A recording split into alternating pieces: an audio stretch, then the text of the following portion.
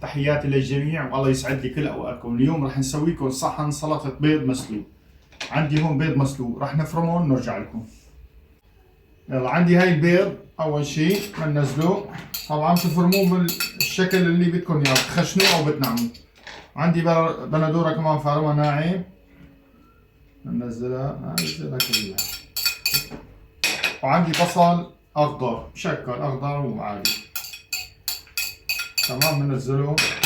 وعندي سنين توم فارمهم فرم، كمان توم حسب الرغبه، بتحبوا التوم بالزولو.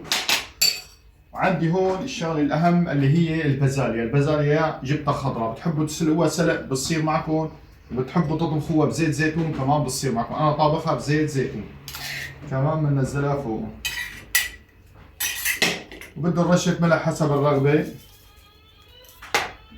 ورشه فلفل كمان حسب الرغبه، وبدنا كمون كمان حسب الرغبه.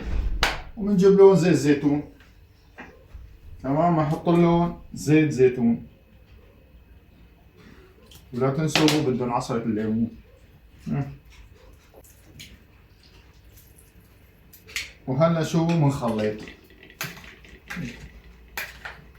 شوفوني ما شاء الله، جد ريحة بتشهي. شوفوا لي على المنظر وعلى هالالوان اللي ما بترحم، جد شوفوا شي فاخر على الاخر. شوفوا هلا هيك صحن السلطة تبعنا صار جاهز. بسم الله الرحمن الرحيم ندوق. جد شي فاخر على الاخر.